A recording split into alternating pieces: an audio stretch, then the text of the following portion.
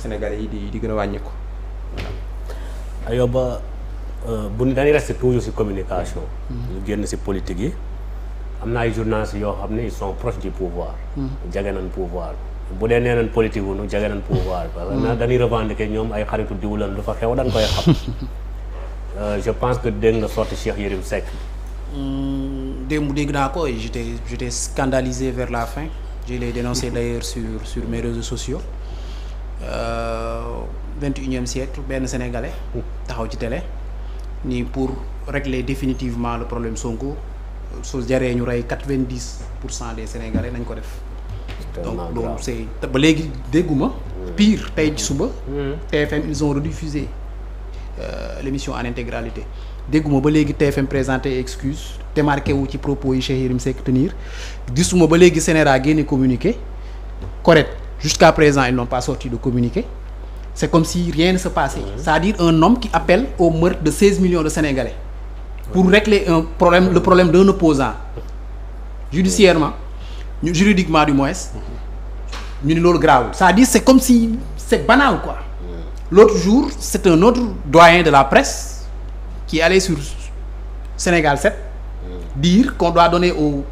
forces de défense et de sécurité des armes à feu pour tirer sur les manifestants. Donc tu vois, on est à ça de la radio Mille Collines. C'est-à-dire on appelle au meurtre. C'est-à-dire les gens ne doivent pas sortir contester. S'ils sortent, tuez-les. C'est ça le message renvoyé par Cheikh Yérim Seck et l'autre là, El Malick. S'ils sortent, tirez sur eux, tuez-les. Et jusqu'à présent, Cheikh mi ngi ko doon wax léegi, ñun on n'arrive même pas à dénombrer le nombre de morts. C'est-à-dire entre le 1er juin et le 2 juin, gouvernement bi 16 Amnesty, ils ont dénombré 23 morts et je peux t'assurer que c'est à partir d'investigation. Amnesty duñu avancer ci ay estimation sans documenter ça. Pastef il parle de 26 morts. Il y a une frange qu'on oublie, ce sont les blessés. C'est-à-dire il y a plus de 300 blessés. Certains amputés. Grièvement blessés. Certains gravement blessés. doo certains par balle yoo xamante ni seen àdduna yàqu na quoi dootul defaratuwaat te ñooñu ñëpp ay sénégalais lañ c'est-à-dire c'est pas des guinéens c'est pas des maliens c'est pas des français c'est des sénégalais yow nga taxaw ci kanamu télé nit ñi di wut apaisement nga ni non nañ rey 90% ñu rey doyul buñ mënee rey 16 millions de sénégalais nañ leen rey pour régler définitivement le problème Sonko c'est-à-dire un individu koo xamante ne mi ngi këram ñu séquestré ko depuis plus de 2 semaines maintenant nga ni pour régler définitivement ce problème là buñ jaree ñu rey 16 millions de sénégalais nañ leen rey. Mais la cruauté est extrême pour man Cheikh Yérim Seck bu mu génnee foofu démb dañu ko waroon jàpp tëj ko c'est un appel au meurtre au génocide. kon ñu jàpp benn Mokhtar. Et puis il dit kon ñu jàpp ñoom ñaar yëpp dañu war a jàpp exemple la kon ñoom ñaar yëpp dañu war a jàpp c'est-à-dire waroo toog ci kanamu chaîne télé di wax ay waxu appel au meurtre ba pare ñu lay bàyyi librement nga ñibbi. Et puis à la fin il dit comme li nga wax comme c'est un journaliste pro pouvoir nee na moom il revendique que moom jege na Macky démb sa dem na ba ni su Macky fekkoon Macky am na intention représenté wu en 2024 moom dina ko xam mais jusqu'à l'heure tey moom bu muy wax Macky amul intention parce que moom bu ko xam moom bu ko amoon na ko wax annonce quelque chose aussi d'inquiétant nee na nit ñi nee na ñi def ay enquêtes enquêtes yi bu aboutir nit dinañ xam moo doon waa Sénégal c'est-à-dire il y a quelque chose qui se prépare derrière d'autres révélations qui vont venir donc ils nous ont habitués à tellement de choses forces occultes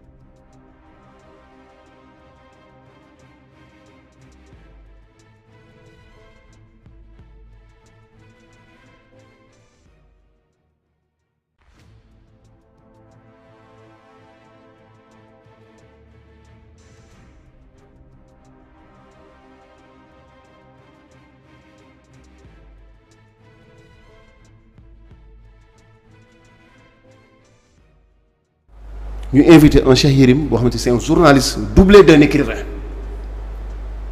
nga taxaw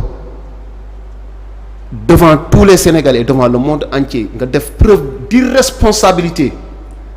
ne yow pour régler l'affaire d'une seule personne s'il faut en venir n'est-ce pas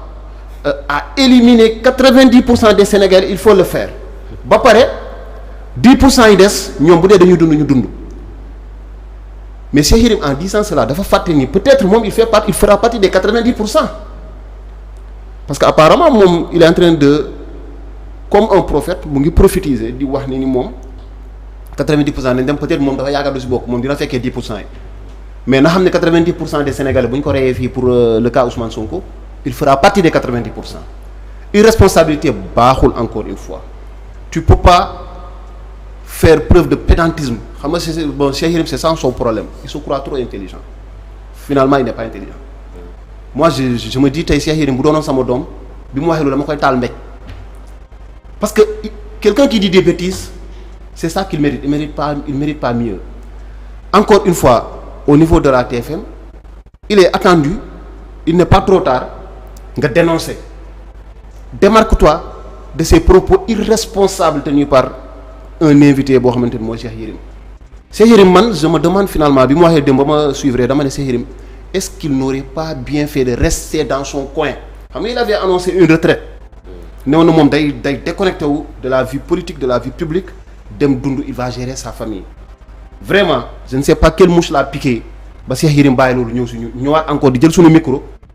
di xelal parce que il dit qu'il est proche du président j'espère que du lii lay xelal président quand même et que le président ne va pas l'écouter je rappelle une chose dans une démocratie c'est le peuple qui gouverne quand le peuple gouverne en réalité c'est le peuple qui légifère c'est le peuple qui par l'entremise n'est-ce pas de l'Assemblée fait voter des lois et les adopte mais la justice est rendue au nom du peuple donc cette même justice bi nga xamante ni c'est l'émanation du peuple les lois c'est l'émanation ça vient du peuple de façon indirecte bien sûr à travers ses représentants la justice est rendue au nom du peuple mais pour une seule personne yow da nga bëgg ñu jël 90% du peuple ñu sacrifier leen pour ñu ne c'est rendu au nom du peuple finalement c'est au nom de quel peuple il faudra que ñu recadrer Cheikh Yérim moi je me dis qui pour arrêter Cheikh Yérim parce que mel na ni wax yi muy wax ni dafa neex nit ñi te Cheikh Yérim c'est un manipulateur encore une fois mu ngi ne ay enquêtes mais au-delà Cheikh Yérim il est en train de nous annoncer que élection présidentielle bi dañ koy repousser il a tenu des propos pareils hier en disant que le khalife général des Mourides a pris une décision maanaam décision bi nga xamante ni day délocaliser les bureaux de vote de Touba mu ne loolu bu amee les élections ne pourront pas se tenir en 2024 qu'est-ce que cet oiseau de mauvais augure man j'en veux à Cheikh Yérim man je lui en veux parce que man mënuma gëm nit di woote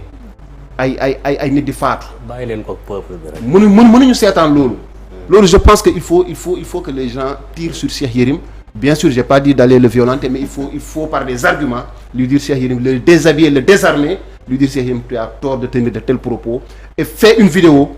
s'il te reste encore un tout petit peu n'est-ce pas de raison et de dignité génnal nga wax ak sénégalais yi nga ne leen encore une fois que tu es désolé d'avoir tenu de tels propos vraiment peuple bi baal la qu'on avance et qu'à l'avenir mu def attention à ce genre de propos man loolu laa amoon lu ma doon wax. Mohamed Lamine Bara.